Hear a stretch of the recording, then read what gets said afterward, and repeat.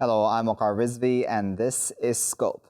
The United Nations Security Council has authorized a one-year extension yesterday of the asset freeze and travel ban that had been imposed in 2014. This was against specific parties involved in the crisis within Yemen. A lot of those parties from, of course, the Ansarullah/Houthi movement, as you would imagine. But there are other parties also within the asset and travel ban sphere at this point in time. This was a resolution 2511, which was opposed by Russia and China. They abstained and did not veto it at that time after many discussions and negotiations with the UK, who had sponsored this draft resolution at that time. But what we want to discuss in today's show is not necessarily just the angle of the proxy wars, as they are called, that are playing out within Yemen, but also just of if these sorts of sanctions will help resolve the situation within Yemen, which has been continuing for so many years now, with endless suffering on the part, of course, of the Yemeni people who remain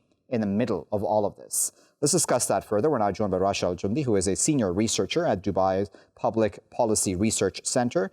She's also visiting fellow at the European Foundation for Democracy. She's joining us now on the line from Dubai. Joining us from Essex in the UK is Abdulaziz AlGhashian, who is at Essex University, and he researches in Saudi foreign policy. Abdulaziz and Rasha, thank you both for your time today. Abdulaziz, let me start with you. When it comes to Yemen, there are two very opposing camps, aren't there, about how exactly one would go about resolving the situation. But do sanctions on the part of the United Nations help? Well, thank you very much for having me, and good to be here again with you. The sanctions will not hurt. And I think what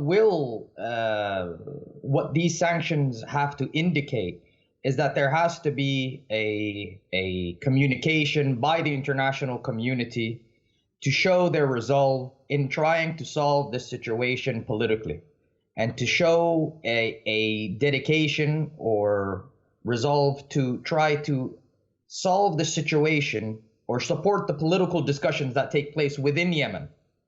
And this is what it refers to, and it refers to the discussions that takes place. It refers to the council, and it calls upon all parties to sit on the negotiating table and reaffirm their constructive dialogue. Now, if the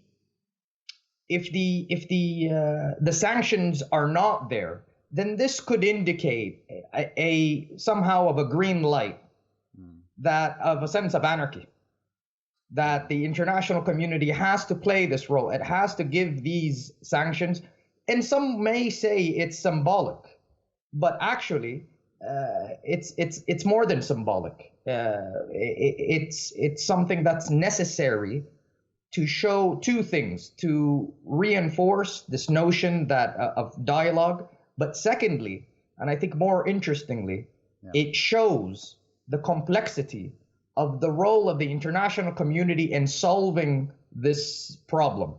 It shows the politicization that takes place by looking at Russia and China abstaining. So it actually sheds light on the complexities of the international dimension within solving these issues in Yemen. Rasha, what are your thoughts on that? Because, what could argue is that the international community has been unable, of course, to resolve the situation in Yemen. So now it's scrambling to show that it's doing something. Is that a fair criticism? Well, I think on the weaponizing the Yemen war issue, I think the international community had very hard time to implement it. It's true, but also I think this decision is to emphasize the international community position on the Yemeni crisis, and it's very important on the legitimate level, and it's partly a backing from these the international community of the political aspect of the issue. And but on the other hand, I also think that that this is related to the recent talk in the State Department from the State Department official in the U.S. That they were advanced weapons coming in to Yemen from Iran, and this is really a threat for the political path that's going on in Yemen right now. And I think it's very important for the international community to insist that smuggling weapons into Yemen is not acceptable, and it's not helping the political process in Yemen, because it's true that Yemen had a lot of weapon inside, and this could be a valid criticism, but it's because the smuggling didn't stop.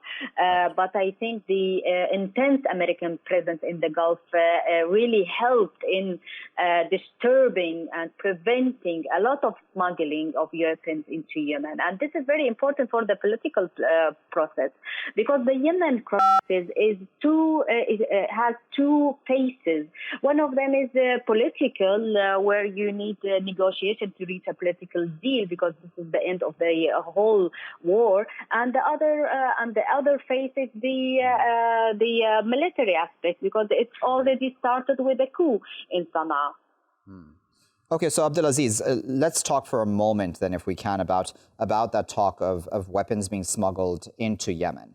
And you can correct me if I'm wrong, but there is a blockade, a sea blockade, as well as an air blockade in place at this point in time by the coalition. How a lot of people would ask, how is it possible then for Iran or anybody else really to even get any weapons to the Houthis/Ansarullah?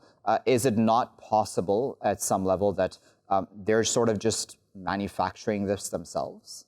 Well, certainly they might be manufacturing parts of it. But it's also the difficulty is that what is smuggling is it's not smuggling weapons themselves. It's smuggling the parts of these weapons for them to manufacture it within these Houthi-held territories. That's what makes it a very, very complex situation. And that's what makes the lines very blurred. Is that, all right, well, if there is a blockade, then how can you blockade essential imports, essential needs? And what the Saudi-led coalition and the coalitions and even the UN resolution suggests is that, listen, some of these aspects that are being smuggled in are used and abused by the Houthi rebels. And that's what leads to the difficulty, and that's what actually exasperates the humanitarian crisis. The only innocent party here is the Yemeni people.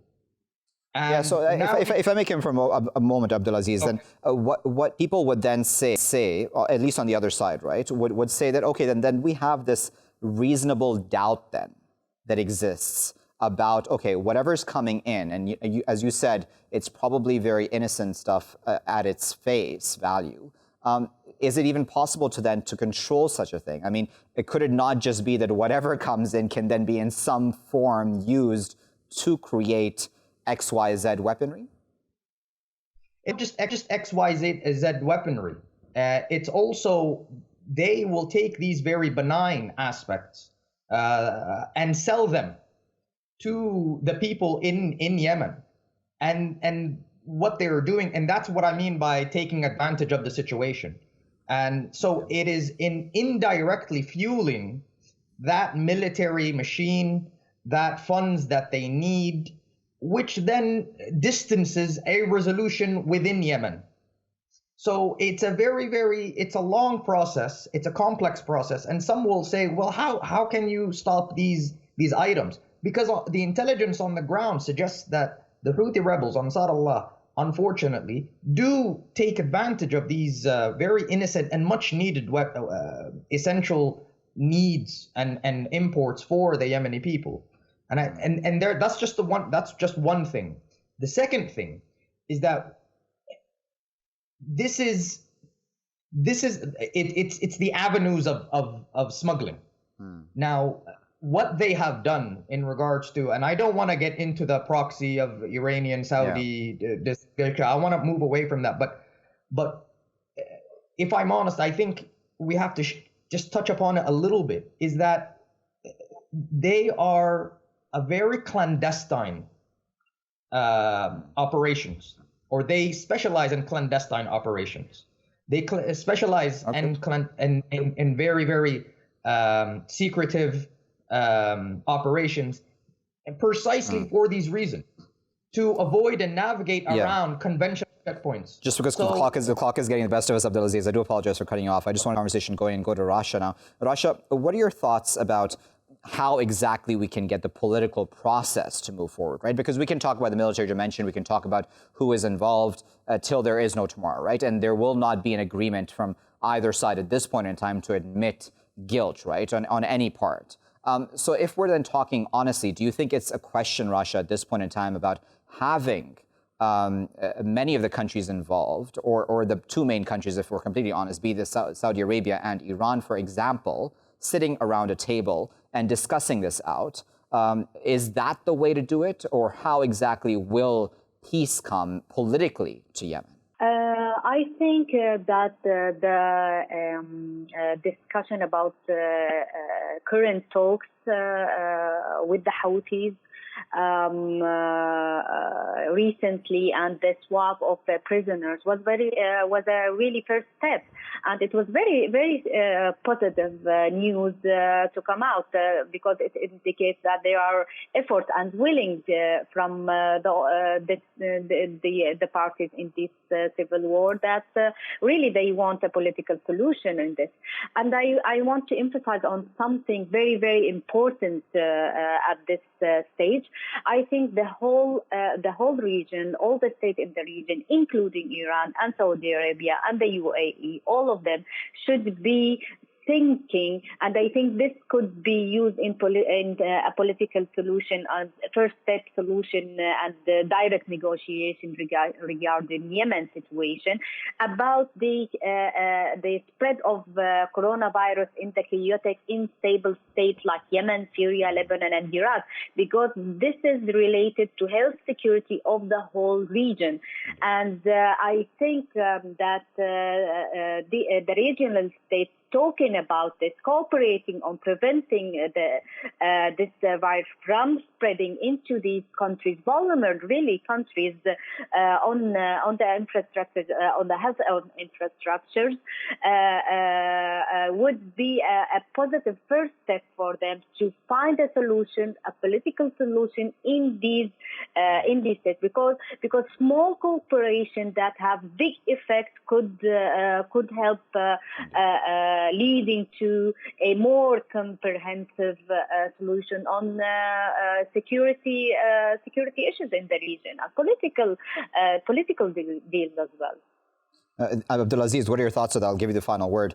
That's a very good point that Rasha there makes, right? About the prisoner swap, and that being, of course, a positive move by all sides involved. Do you think that also that there should be, more cooperation, for example, as Rasha there said, on this very big issue now of coronavirus also? I mean, essentially at this point in time, trying to create a positive energy and be working together, because, if the coronavirus were to enter into refugee camps for IDPs, be it within Yemen or even Syria, really, be it within Turkey or Syria or otherwise, that really would be catastrophic, wouldn't it? I think it's absolutely a very valid point, and I echo what my colleague said.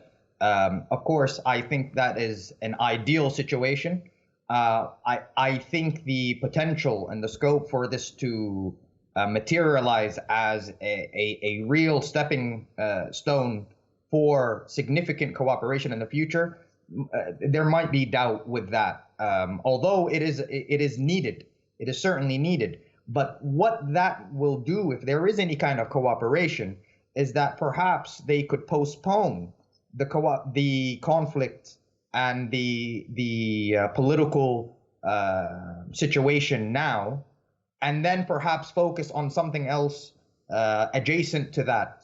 So I don't think that this will spill over into the discussions that takes place within Yemen, or this will lead into a broader cooperation. I think it will just be very, very contained just with that coronavirus. Very similar to ISIS. Very similar to ISIS, because ISIS was an aspect that threatened the entire region. Indeed. And then everyone supported the effort to ISIS or against ISIS, but it didn't really spill over into what they originally had, the conflicts that they originally had. So I think that's going to be a very similar dynamic. Very well. We'll leave there as a final word, but we appreciate Abdulaziz and Rasha for their time and, of course, for their insight, because, some good points were made here, weren't there, about the fact that, sure, we can always look at this from the lens of the proxy wars, as much of the world would like you to see it as within Yemen, but that's not really going to solve anything in and of itself to just continue to look at it from these polar opposite points of view. We need to come to some sort of a resolution at this point because the Yemeni people in the middle continue to suffer. Now, of course, if we're talking about smuggling of anything within the country, again, it is a country that has a complete blockade on it. So if it is just about parts coming in, then that does, in some way, doesn't it, create reasonable doubt that it's coming from Iran or any other player already who may or may not be involved at this point in time directly in such a fashion to try to provide any of the sides with arms of any sort. And then is Rasha right about the fact that, listen, maybe a lot of these regional countries can work together about coronavirus, and that would create this sort of positive energy and preventing coronavirus, of course, from getting to Yemen, because Yemen is such a vulnerable country right now. Its people are very vulnerable to that sort of thing, and the same can go for Syria too, by the way. So maybe that would create enough positive energy for then there to be a resolution, to have all these countries, sitting around the table would be a big enough deal, but then to have them working together on something that important may very well create the impetus to resolve then the situation within Yemen and even possibly beyond. We'll keep a close eye on that, of course, here in Scope. I'll be back with my next segment after this.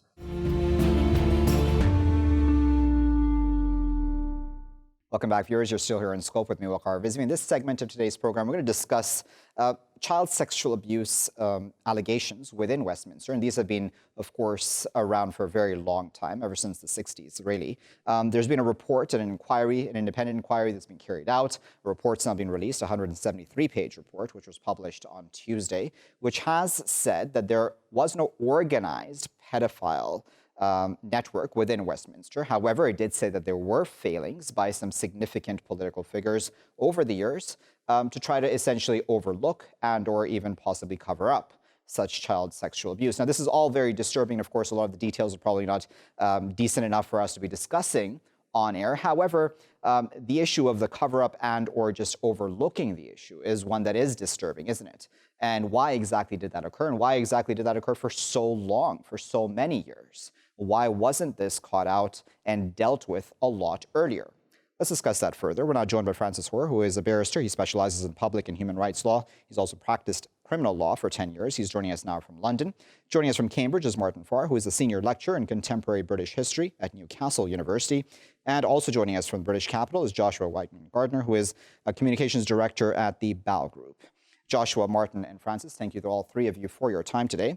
Martin, let me start with you. What do you make of the report? As I said, some of the details, of course, are quite disturbing. However, going to the issue of how this was sort of covered up and or overlooked, that in and of itself is quite troubling, isn't it? Yes, I mean, the report, in one sense, lays to rest the idea that there was a massive a systematic abuse of children, which was endemic in politics in Westminster for decades. This essentially was the claim of a now discredited person who's been in prison for 18 years now, and which were given public scrutiny by the deputy leader of the Labour Party, as he then was. But what the report does demonstrate, which was really quite chilling, and it's already had the effect that one of the most long-established and widely respected politicians in the country, Lord Steele, David Steele, has resigned from his party and is about to resign from the House of Lords because he overlooked the fact that Cyril Smith, a Liberal MP in the 1970s, had been investigated for child sex abuses. And he not only overlooked that fact and thought it was something in the past, he went forward and promoted Cyril Smith for an honour. In the Conservative Party, too, there was a man called Peter Morrison, who was Margaret Thatcher's private secretary, who also had been committing offences, and which were known to his colleagues. So I think the overarching issue here is, first of all, that the idea of it being systematic has now been put to rest. There's no evidence for that. But that individual cases did take place. And they took place rather like the Jimmy Savile scandal of a few years ago, which really opened this up as a public concern. They happened in plain sight. And that responsible politicians were prepared to accept these transgressions and to keep them quiet, placing the priority of their parties and the profile of them as individuals ahead of the concerns of the victims. Joshua, what are your thoughts on this as well? I mean, it defies logic at some level that it took so long for this to be dealt with at this level. I think it's ridiculous that it can take 6 years from Theresa May's initial report to come out and to get such a fundamentally wet report. I mean, how you can have a cover-up at the highest levels of the British judiciary and Parliament, the media, we just had the BBC mentioned, the church even in the early 2000s, and then I think it doesn't look good internationally, and it just reeks of a cover-up. And if there was not a cover-up in Westminster, no kind of conspiracy as the report suggests, then why are we having resignations such as Lord Steele and incidents? You know, as long as this month with the SNP, for example, with Derek Mackay, and such forth. It's an ongoing problem. I know that's not the report per se, and the report is more historical, but there's a serious abuse of power here, and we have to address how is this going to be dealt with. Okay, so then, Francis, let's go to that then. How do you think the government should be dealing with this? Because Priti Patel has said in a statement that the government will review the report and then will consider how to respond to its content in due course. What do you think would be a logical next step for the government to take? Well, I think going back to what I think it was Joshua who just spoke last said, there was a cover-up to the extent that in the Conservative Party in relation to Peter Morrison and the Liberal Party, later the Liberal Democrats, in relation to Cyril Smith, certainly did, according to the findings of this report, cover up what happened. Lord Steele has resigned. He's going to resign from the House of Lords. He is now in his 80s. This happened in the 1980s and 1990s. And the 1970s and earlier, but the cover-up element of it is said to have happened in the 1980s in particular. These are extremely serious findings and damaging, and it's right to say that they're damaging. They are, however, it is important to remember that the report did dismiss the much more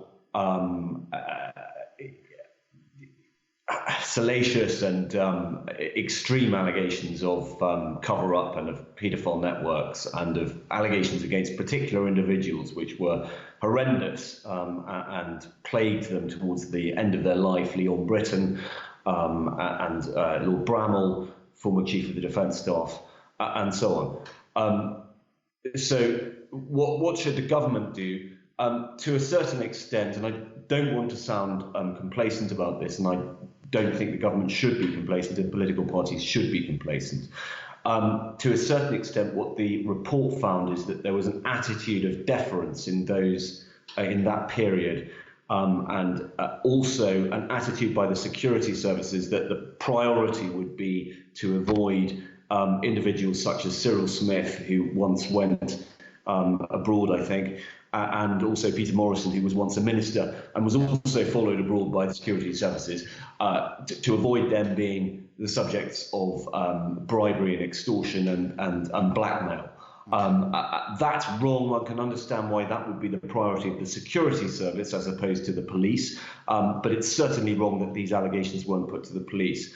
Would that happen now? My view is that it is unlikely to, because that attitude of deference has changed very significantly. And in fact, it might be said that when allegations are made against individuals with a high profile, the police rightly are very anxious that they do not give them special preferential treatment, and they do investigate them. So I think that there has been a change of attitude, a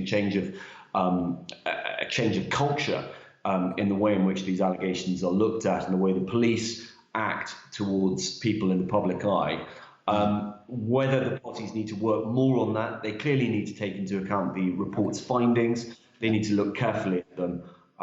Indeed. Yes, sorry. Okay, so Martin, I wanted to bring you, if we're talking about powerful people and how they may act within any respective office that they may hold, as an elected official or otherwise, I mean, I'm also thinking along the lines of the Jeffrey Epstein scandal within the U.S. also. I mean, those are also very powerful men who were involved within that scandal, even women, in fact, at some level.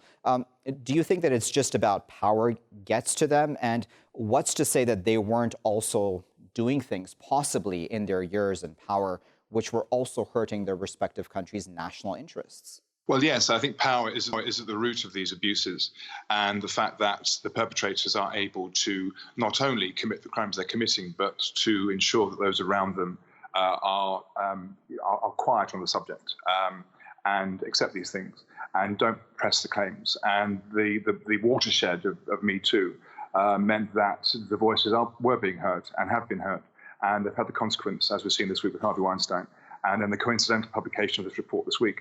It looks terrible because it looks of cover-up. It does nothing for the reputation of politicians, which in this country has taken a battering in the last 10 years with all sorts of manifestations of that. It looks as if people are putting their own concerns first. But curiously, there's been a case of reaction and overreaction. These crimes were overlooked for years and years, and then the Jimmy Savile case demonstrated this in high places in the BBC. And then there was with the vexatious claims, the false claims about Lord Bramall and Harvey Procter, and Leon Britton, a tendency to listen to the accuser and to publicly shame people who were found subsequently to have been innocent. And now we've come into a much more methodical and thorough investigation, which has demonstrated two cases in particular, and that there's no wider network. So it's curious examples of extreme responses, which look from the public gaze, I suspect, as not really instilling much confidence in institutions and in parties at a time when they could do with more public confidence. Exactly. So then, Joshua, how does a public institution at this point in time regain the public trust? I mean, that's very hard to do, isn't it? And I'm not just talking about just within the UK, but the reason I brought up was because the US was because we also know that Congress, for example, and Senate, they're also are not very popular within the American people. So it seems like it's sort of happening even across the seas. How exactly do you regain the trust of the very people you're meant to be serving? It's a tricky question. I think a lot of it comes down to accountability.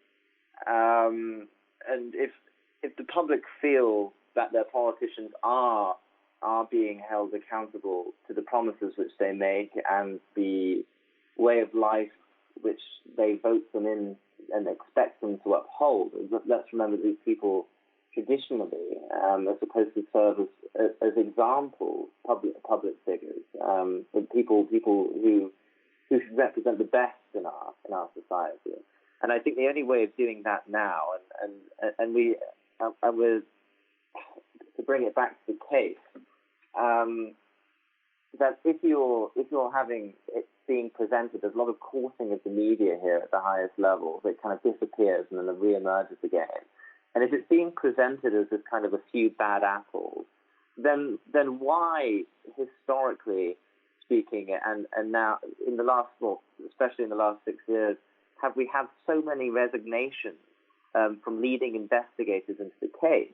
That doesn't look good because they haven't been given enough power to do their job properly. So that's in the last 6 years. Never mind in the last 70 years. So unfortunately, a lot of the people who have been involved in this have either died or only being accused, actually being found guilty when it comes to the sort of the meting out of compensation after the fact. So how do we make sure this doesn't happen again in the future? Well, I think a fundamental shift needs to happen.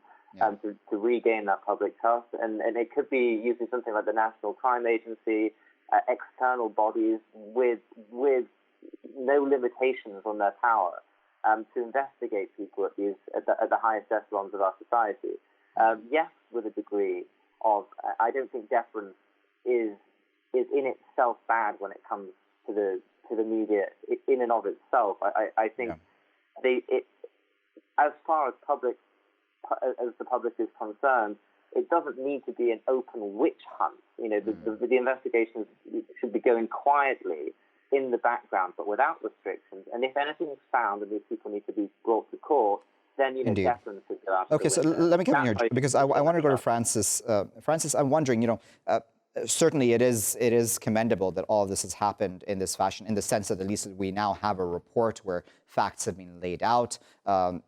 Certainly, I imagine there's a lot of criticism of how this process worked out, but that is to be expected in any investigation or any inquiry into something this sensitive, because we're speaking about children and how they were sexually abused specifically, and that is obviously not a topic which is easy to discuss at any level, really, or even governmental. But this couldn't have come at a worse time, right, for a British government right now, which has to then go through Brexit and come up with trade deals and, all of the above that we have gone through in the UK just over the past few years, and the back and forth, partisan back and forth, really, just over Brexit.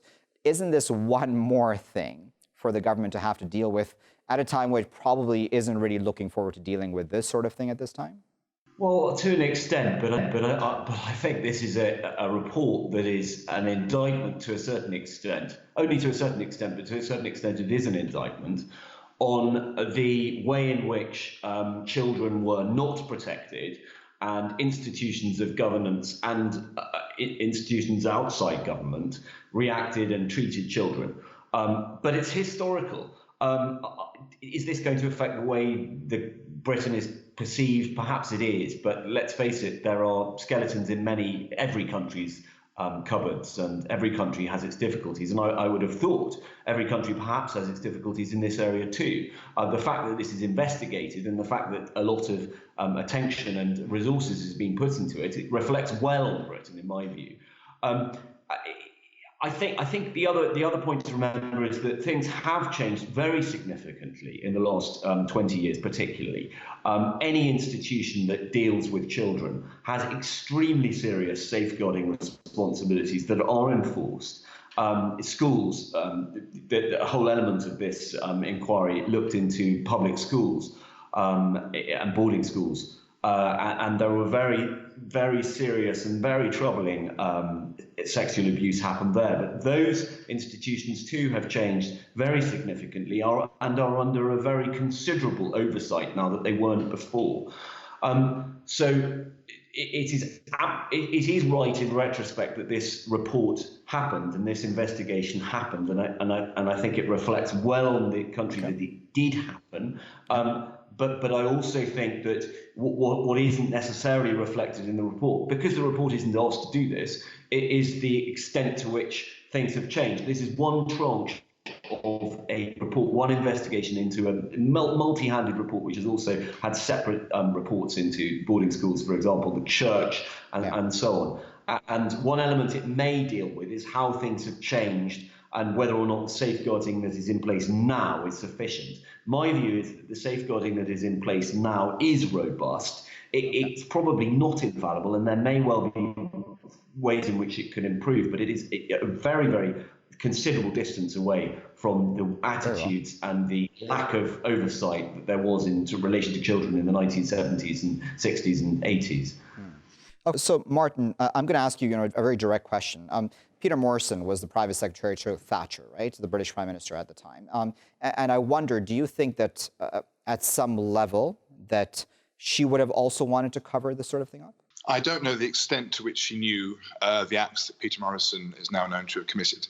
It's certainly the case in Westminster that even after it was decriminalised in 1967, that homosexual MPs remained in the closet rather than publicly known to be gay. Very few MPs were publicly gay until the 1990s and thereafter. And there are all sorts of, Westminster was a very closed system. It was very male. It was based very much on party hierarchies, on whips, on discipline. All sorts of things took place which wouldn't have been in the public domain. And what's striking is the Cyril Smith case had been revealed in Private Eye many years ago, which was a satirical magazine with an investigative news agenda. Now there's much greater transparency of these acts being committed and much more robust systems, as you just heard. I don't know that Thatcher knew that Peter Morrison had committed these crimes. There are suggestions that those around her knew that he had, and that he was discouraged from continuing. It all looks terrible. It looks very much, as it was indeed at the time, a boys' club of people covering up each other's actions. And that's now been made very clear by the report published today. Very well. We'll leave there as a final word, but appreciate all three of you for your time. That was Martin, Joshua, and Francis, who were speaking to us there from the UK and sharing their insight into this disturbing report, 173 pages, as I said in my introduction, speaking about the cover-up and just overlooking on the part of some politicians within the Westminster framework. Through the 70s, 80s, and even the 60s, really going far back. Did Thatcher know? Did Thatcher not know? A lot of questions, I imagine, in the public's mind right now, a lot of distrust as well. But as Francis there said, it is quite commendable that this sort of report has come out. So, I mean, kudos to those who made sure that this report would come out and the facts that have been revealed when that have come out. So that is one step towards accountability. There have been resignations throughout the years, as well as I believe Joshua had mentioned also a lot of question marks about possibly why those resignations happened even throughout the investigation of people who were investigating this issue. What did they find out? Or were they told possibly not to reveal? I mean, conspiracy theories abound, don't they, about this sort of thing when that happens very much in the public eye. So possibly a lot of questions unanswered, but a lot of questions have been answered as well. And as Preeti Patel said, the Home Secretary, that she commended those who were able to speak up about the abuse that they suffered at the hands of Westminster politicians, some, of course, and of course that the government would look into what should happen next. And that's where we'll be looking as well to see how this is dealt with going forward in the UK. I'll leave it there for now. I've been Waqar Rizvi. Thanks for watching.